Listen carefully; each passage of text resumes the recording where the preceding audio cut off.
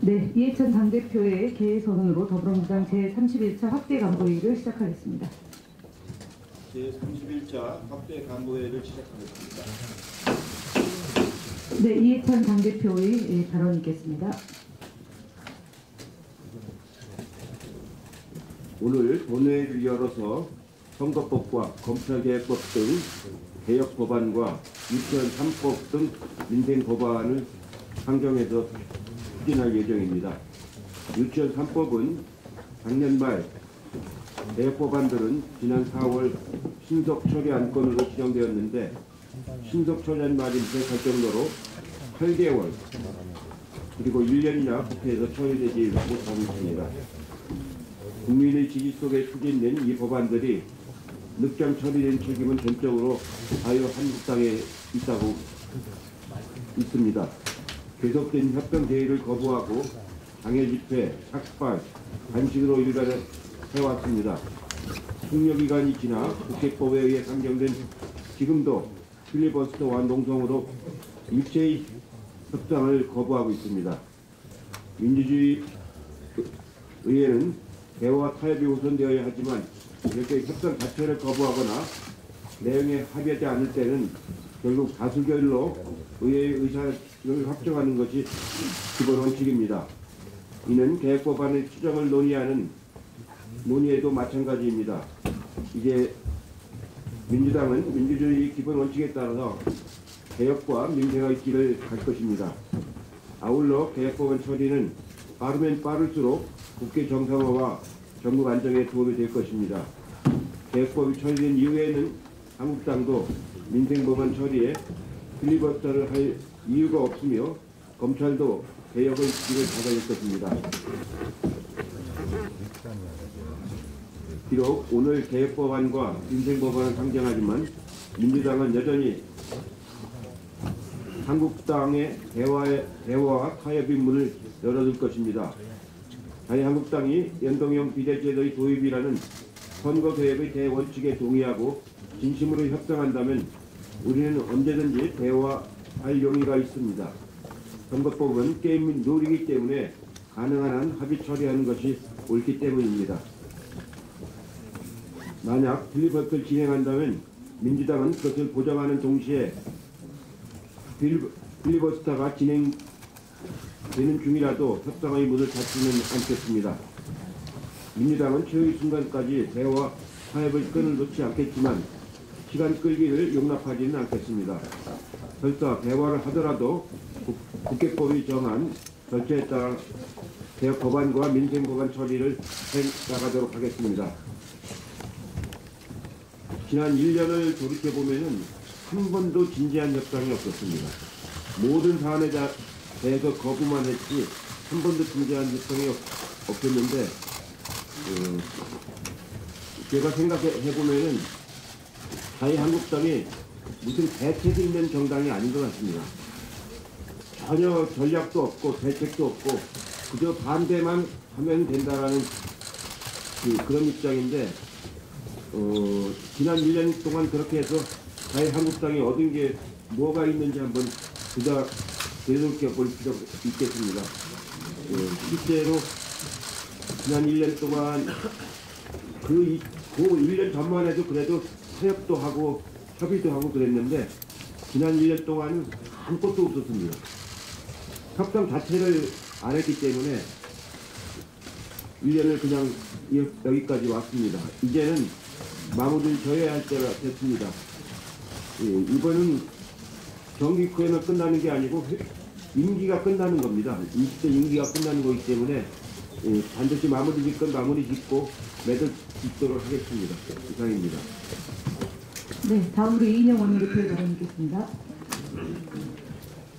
예, 이해찬 대표께서도 말씀하셨습니다만 오늘은 우리 국회가 본회의를 열고 또다시 국민의 명령을 집행해야 하는 날입니다. 밀린 민생 입법 과제를 처리하고 남아있는 2020년도 예산 부수 법안도 의결해야 하며 또 선거법과 검찰개혁법 등 개혁 입법 과제도 모두 마무리할 수 있는 물꼬를 터야 합니다. 그러나 자유한국당의 황교안 대표는 나를 밟고 가라며 농성을 계속하고 있고 주요 의제를 합의할 수 있는 어떠한 협상의 여지도 만들지 않고 있습니다. 저는 거듭 말씀드리지만 연동형 비례대표제를 수용하고 고위공직자 범죄 수사처의 도입을 비롯한 검찰 개혁의 길로 자유한국당이 결단하고 나와야 우리 국회가 정상화되고 또 의회주의 부활이 시작될 수 있다, 이렇게 말씀드립니다. 우선 선거법과 관련해서 진실은 명백합니다. 우리는 대의를 위해 민심 그대로 비례대표 제도의 개선을 결단했고 자유한국당은 결단하지 못했습니다. 우리는 기득권을 버렸고 자유한국당은 기득권에 매달리고 또 집착하고 있습니다. 심지어 우리 당의 의석 손실을 감수하는 즉 자신의 손해를 감수하는 정치개혁의 시도를 장기 집권 음모, 좌파 독재 음모, 또 의회 쿠데타라고 매도하고 있습니다.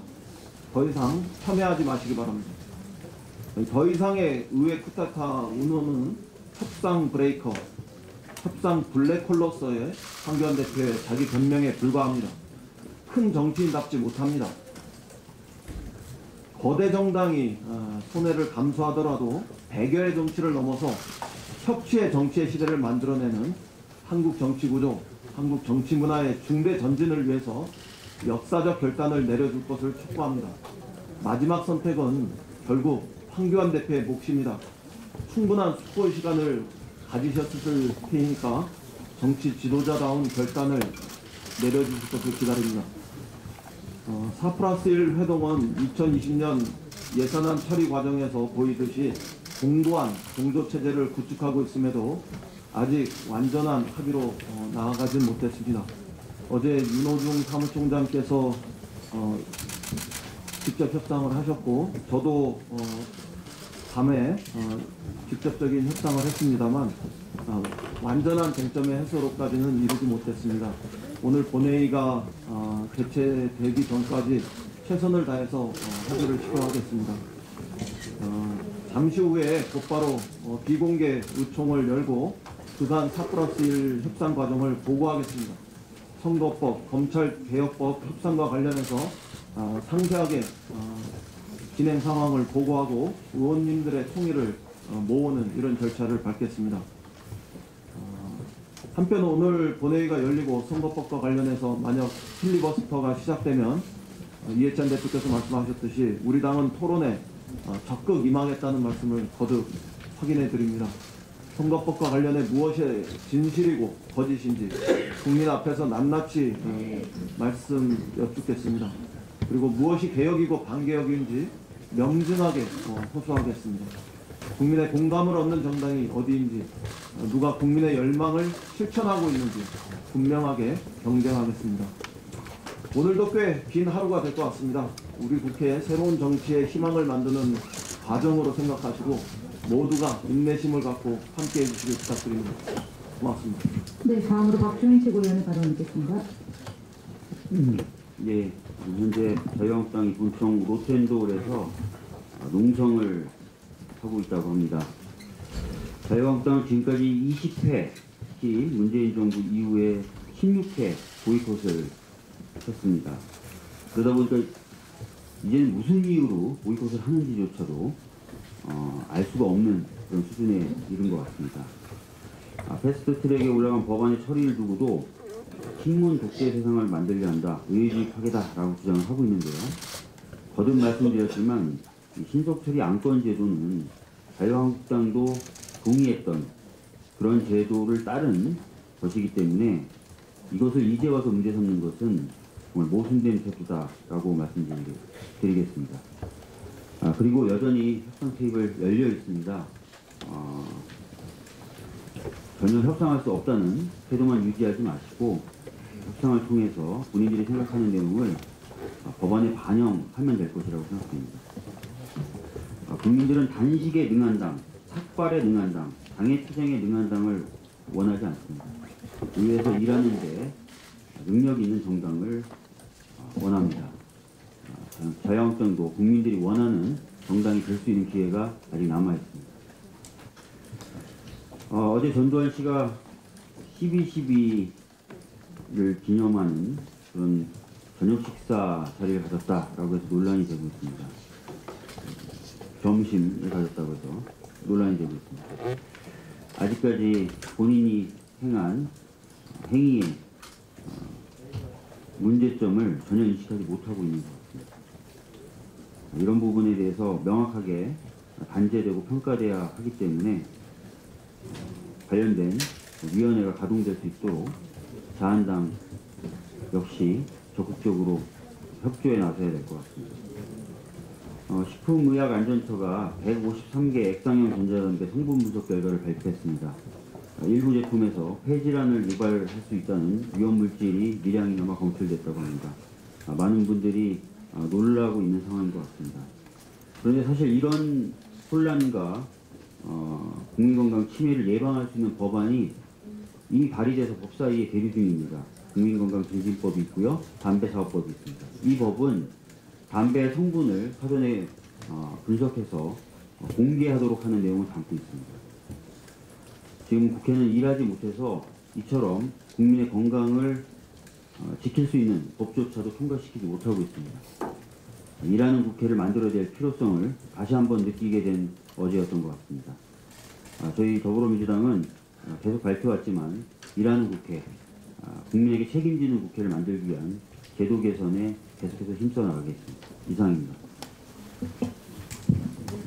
다음은 박광원 최고위원회 받아뵙겠습니다. 네, 말목께서 말씀하셨습니다만 자유한국당이 국회 로텐드홀에서 나를 밟고 가라는 큰 플래카드를 펼쳐놓고 농성을 하고 있습니다.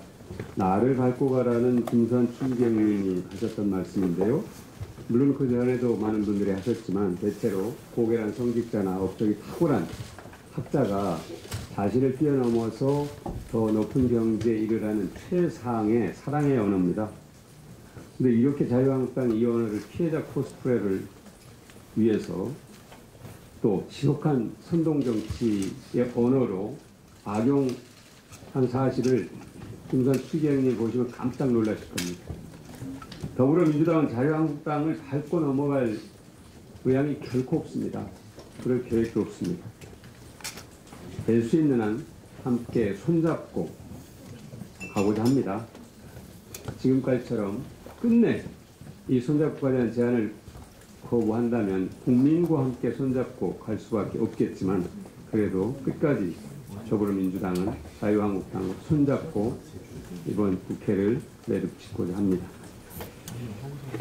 지난 1년을 되돌아보면 자유한국당은 국회 보이콧, 약속 뒤집기, 합의 번복, 장외투쟁, 삭발, 단식 이 외에 과연 국민들 머릿속에 남길 만한 무슨 일을 했는가 국민들이 묻고 있습니다.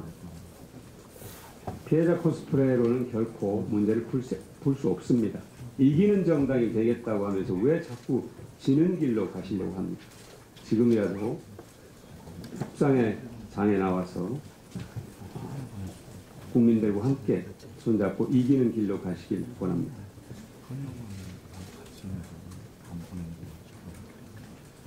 그것이 정당에 의해서 언제든지 문이 닫히는 국회가 아니라 국민들을 위해서 언제나 문을 여는 국회로 가는 첫 걸음이 될 것입니다.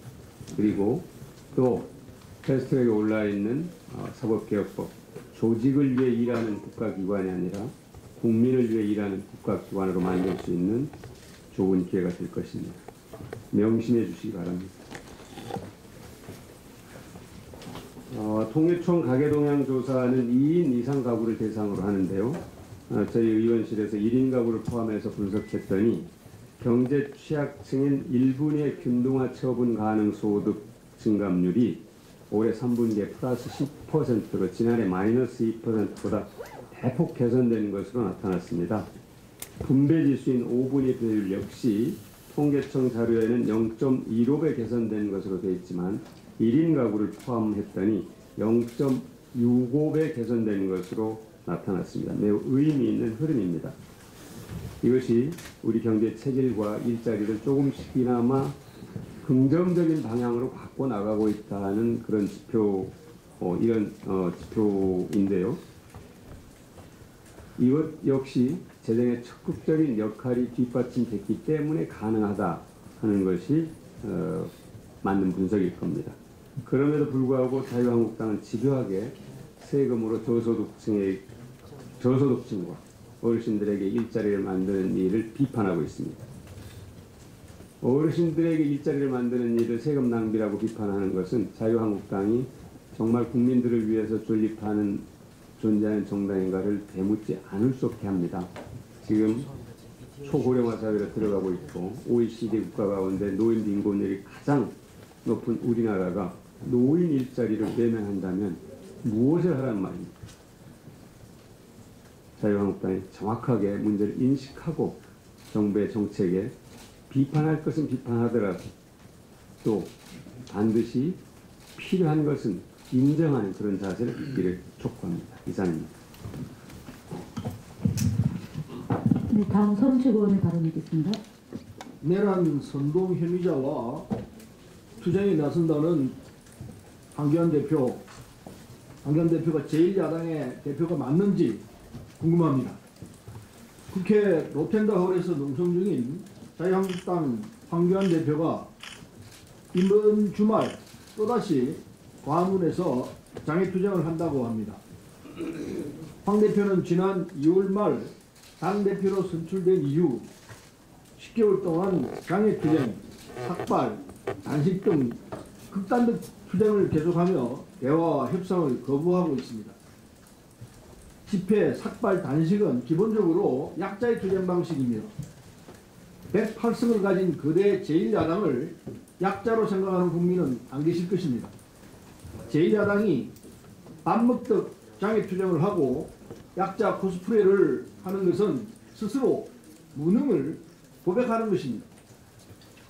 더구나 황교안 대표가 손잡고 있는 정광훈 씨는 하나님 꼼짝 마, 하나님 까불면 나한테 죽어 등 막말로 사회적 논란을 일으키고 내란 선동 혐의, 공직선거법 및 정치자금법 위반 혐의, 공금 횡령 혐의, 기부금법 위반 혐의 등 다수의 혐의로 어제 경찰에 출석해서 조사까지 받은 인물입니다. 야당 대표가 이런 제정신이 아닌 사람과 손잡고 장애 집회를 하는 것은 있을 수 없는 일입니다. 부끄럽지도 않은지 묻지 않을 수 없습니다. 황 대표의 상습적인 국회 가출은 국민들에게 아무런 공감도 일으키지 못했고 항상 빈손으로 끝났습니다. 황 대표가 있어야 할 것, 그리고 국민을 위한 성과를 거둘 수 있는 곳은 거리가 아니라 국회입니다. 제1야당 대표로서 책임을 갖고 협상에 임해 자신들의 의견을 반영하면 되는 것입니다. 황 대표는 농선거와 장애 집회를 중단하기 바랍니다.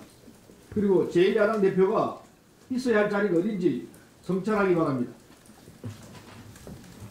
군사반란 주역들이 국권주를 모르고 와인 축배를 드리는 데에 대해서 한 말씀 드리겠습니다. 12.12 군사반란 40년이 되는 어제 전두환 씨가 군사반란의 주역들과 고급 샥스피를 곁들인 코스요를 즐겼다고 합니다. 12.12 군사반란은 군인의 사명과 기본 의무를 저버린 쿠데타 세력의 하극상이었고 헌정 질서를 파괴한 범죄 행위였습니다. 전두환 씨가 자신의 과오에 대해 일말의 반성이라도 한다면 당연히 자숙의 시간을 가져야 할 것입니다. 그런데 반란의 주역들과 축배를 들었다니 그 후한무치함이 놀라울 따름입니다. 전두환 씨는 알츠하이머를 핑계로 고 조비오 신부 사자 명예훼손 혐의 형사재판에 불출석하고 있는데 법원은 당장 전두환 씨에 대한 불출석 허가를 취소해야 할 것입니다. 멀리 강원도 홍천까지 가서 황제 골프를 즐기고 쿠데타 세력과 함께 와인 축배까지 들 정신과 기력이면 재판에 충분히 출석할 수 있을 것입니다. 전두환 씨는 자신은 광주하고 상관없다는 망언도 했는데 그렇게 떳떳하다면 피고인석에 서서 진위를 가려야 할 것입니다. 아울러 미납 추징금 1,030억 원도 당장 납부하기 바랍니다. 노태우 씨는 추징금 2,628억 원을 2013년에 납부 완료한 반면 전두환 씨는 25년 동안 절반만 납부하고 버티고 있습니다. 전두환 씨와 그 일가족은 2013년 대국민 사과를 하며 추징금 전액을 납부하겠다고 약속한 바 있는데 국민 모욕, 법정 모독 행위를 중단하고 추징금을 전액 납부하고 떳떳하게 재판받기를 바랍니다. 이상입니다. 예, 다음은 김혜영 최고위원의 발언 있겠습니다. 오늘 오후 본회의가 열릴 예정입니다. 예산의 원활한 집행을 위해서 예산 부수 법안이 빨리 처리되어야 합니다. 여러 민생법안, 경제활력법안, 청년기본법도 국회가 제 기능을 하지 못함으로써 발이 묶여있는 상황입니다. 선거법에 대해서는 자유한국당을 포함한 합의 처리가 좋을 것입니다. 자유한국당에서는 오늘이라도 선거법 협의에 임해주기를 당부드립니다. 예비 후보 등록일이 얼마 남지 않았습니다. 여상규 법사위원장이 국회의원의 영리 목적 겸직을 금지한 2014년부터 올해 1월까지 한 기업으로부터 법률 고문료를 지급받았다는 언론 보도가 있었습니다. 이에 대해 여상규 법사위원장은 자신이 속했던 법무법인이 법률 고문료를 수령한 것이라고 주장합니다. 하지만 법무법인이 해당 기업에 실질적으로 법률 자문을 한 것이 아니라면 해당 기업은 여상규 의원을 보고 법무법인에 고문료를 지급한 것이라고 생각됩니다. 이 부분에 대하여 여상규 법사위원장의 책임 있는 해명이 있어야 할 것입니다. 이상입니다. 네, 다음은 남인순 최고위원의 발언 있겠습니다.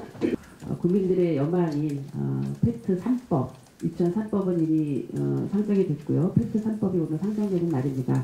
굉장히 중요한 날이라고 생각을 합니다.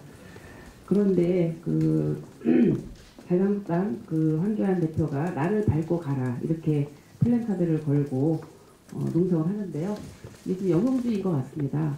정말 뭐라 비판하기조차도 정말 안타까운 상황인데요. 어제 그 시간에 대표식 국회에서 좀 줄긴 했죠. 어쨌든 필리버스터가 걸려있는 법안 중에서 환자안전법 개정을 요구하는 재윤이 부모님과 어머님과 지금 각종 환우회에서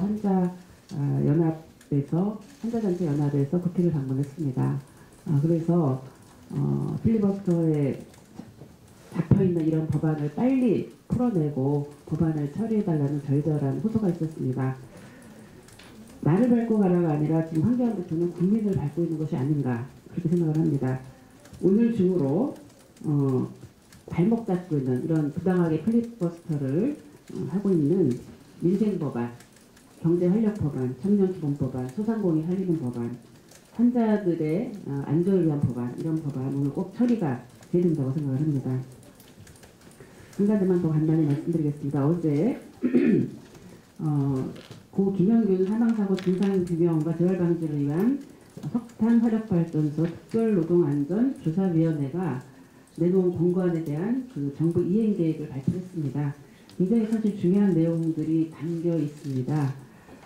그 중에서도 무엇보다도 하청 노동자의 적정 임금 보장을 위해서 내년부터 발전산업에 대한 적정 노무비 지급 시범 사업을 합니다. 이 부분은 그동안 하청 노동자들이 제대로 임금을 받지 못했던 그런 구조적인 문제들을 해결할 수 있는 또 중요한 내용이라고 생각을 해서 굉장히 의미가 있다고 생각을 하고요. 그리고 연료 설비 분야에 직고용을 요구를 하셨는데 이것은 작년에 저희가 사실은 이제 김영균 대책위와 합의를 할 때 공공기관이 신설을 해서 정규직화를 하겠다고 약속한 부분입니다. 이 부분은 그대로 작년에 저희가 합의한 대로 이것을 추진하겠다고 하는 그런 말씀이 어제 정부 이행계획에 담겨 있었습니다. 이 부분이 잘 진행되도록 저희 당에서도 관심을 갖고 지켜보도록 하겠습니다. 이상입니다. 내년이면 5.18 민주화운동 40주년이 됩니다. 5.18 민주화운동에 관한 특별법은 1995년에 제정됐습니다. 1997년 5월에는 국가기념일로 지정됐습니다.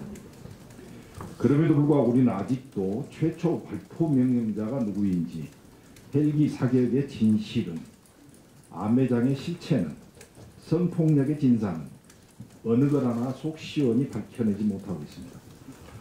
80년 5.18의 아픈 역사는 79년 12.12 군사 반란으로부터 기인합니다. 5.18 진상규명을 촉구하는 피해자들은 국회 앞 천막 농성장에서 300일이 넘게 풍찬 노숙하고 있습니다. 반면에 12.12 군사 쿠데타의 주역 전두환을 비롯한 정호영, 최석창 등은 이 역사의 죄인들은 12.12 40주년을 자축하며 고급 요리와 와인을 즐기며 호의호식하고 있습니다. 정의롭지 못합니다. 공정하지 않습니다. 이들의 죄의식은 예루살렘의 아이히만보다 더 뻔뻔합니다. 강력한 공권력의 집행을 다시 한번 촉구합니다. 추징금 미납과 상습 고액 체납자 전두환을 인신 구속하십시오. 국민의 분노가 극에 달하고 있습니다. 이상입니다. 내년이 5.18 40주년이고 4.19 60주년이 됩니다. 사무처에서는 5.18 40주년, 4.19 60주년 특별위원회 2개를 구성을 준비를 해주시기 바랍니다. 네, 다음은 전영기 대학생위원장의 발언이겠습니다. 32세 재무장관, 34세 내무장관, 32세 교육장관까지 유럽의 한 국가가 세계를 떠들썩하게 만들고 있습니다. 가장 중요한 것은 그들이 갑자기 출연한 것이 아니라 정당에서 오랫동안 잘 훈련받은 정치인들이라는 것입니다. 12일 우리 당 원혜영 의원님께서는 불출마 선언을 하신 이후 한 인터뷰에서 물갈이를 한다고 정치 혁신이 되는 것은 아니다 라고 말씀하셨습니다. 전적으로 공감합니다. 물갈이만 한다고 정치가 혁신이 되는 것이 아니라 혁신적이고 젊은 인재들이 재선 3선을 거듭하며 경륜을 축적하는 시간을 가져야 비로소 혁신할 수 있습니다. 지금 밀레니얼 세대인 2030들이 대거 투입되어야 할 이유이기도 합니다.